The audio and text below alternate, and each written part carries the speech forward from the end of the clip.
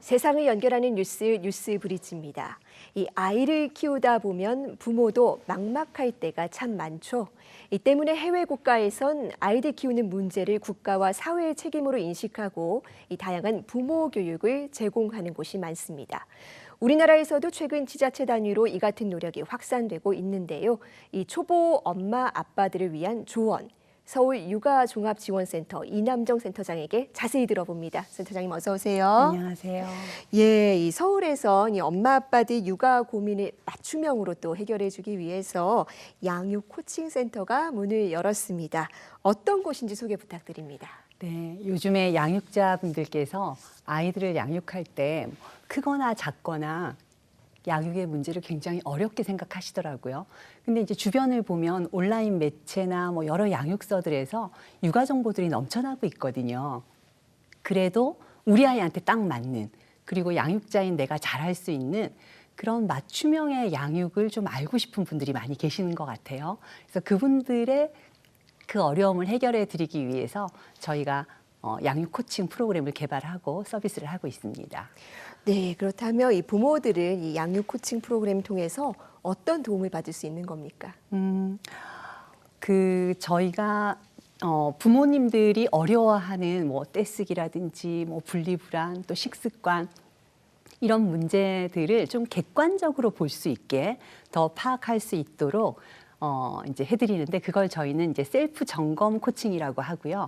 홈페이지에 들어오셔서 아이의 문제 행동을 놓고 한 점검할 사항들이 하위 주제가 한 8가지가 있습니다.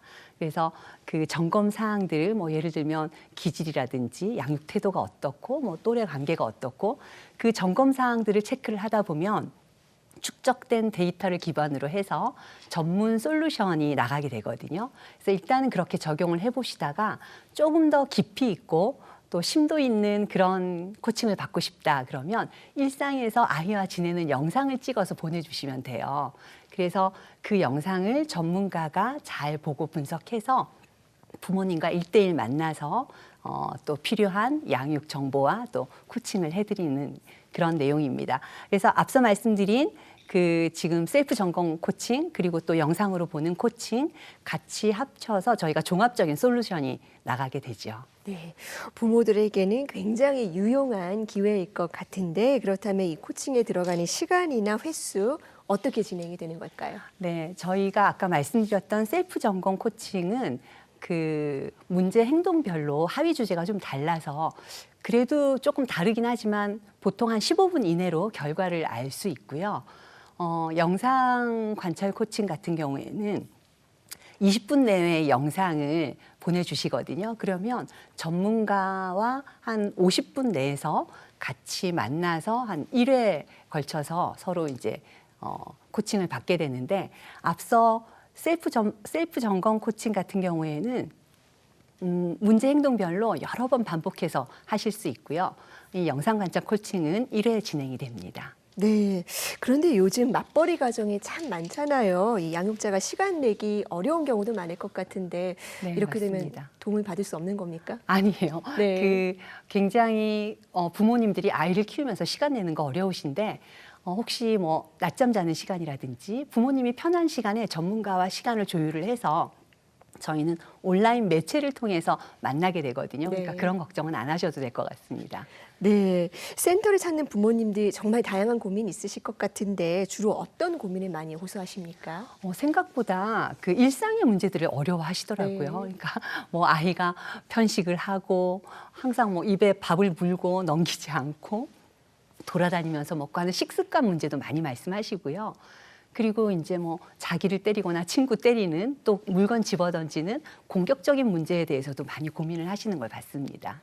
네, 참 저에게도 익숙한 문제들인데 네. 실제로 이 코칭 받은 뒤에 개선된 사례가 있는지 정말 궁금합니다. 어떻습니까? 네. 처음에 신청하실 때에는 아이의 문제라고 생각을 하셔요. 근데 이제 아이들마다 다 기질이 다르고, 그리고 이제 그 아이를 양육하는 태도가 또 어떠냐에 따라서 또 상황이 달라진다고 생각하고, 이제 이런 것들을 점검하면서 근본적인 문제를 이해하게 되고 어떻게 도움을 줘야 되는지를 또 코칭을 받으면서 상당히 개선은 많이 되고 있고요. 이제 제가 하나 예를 들어드리면 2돌 된 아이예요. 네. 그런데 이제 뭐 아무 때나 소리를 지르는 거예요. 그래서 엄마가 제지를 하면 더 크게 소리를 지르고 이게 이제 고민이어서 신청을 하셨는데 실상 이제 요 또래의 아이들은 자기 감정을 표현하는 게 좀 미숙하죠. 그래서 되도록이면 그 상황마다 어떤 감정인지를 이제 자세히 좀 표현하게 했습니다. 그래서 너무 신난다, 와 재밌다. 그래서 반복적으로 그걸 표현하게 했고요. 그리고 이 아이가 워낙 기질적으로 활발하고 활동성이 높고 에너지도 높은 아이라서 에너지를 좀 발산할 수 있는, 그래서 뭐 바깥 놀이라든지 또 뭐 신체 놀이 이런 것들을 좀 많이 하게 했더니 굉장히 많이 개선이 되고 좋아졌다고 하는데, 실상 그렇게 양육 코칭을 한 번 받았다고 완전히 막 드라마틱한 변화가 일어나는 건 아니에요. 네. 코칭 받은 내용을 꾸준히 적용할 수 있도록 부모님이 노력을 하셔야 되고요. 이 양육의 원리라고 하는 거는 이제 어느 경우에도 좀 적용할 수 있는 공통점이 있습니다. 그래서 이제 이걸 잘 활용을 하셔서 다음에 아이가 자라면서도 또 어려울 수 있잖아요. 그럴 때 충분히 적용을 하시고 활용을 하실 수 있을 거라고 생각을 합니다. 네, 처음 부모가 되면 뭐 누구나 힘들고 서툰데 코칭을 받는 게 그렇다고 꼭 필요할까? 이렇게 생각하시는 분들도 있을 것 같거든요. 어떻습니까?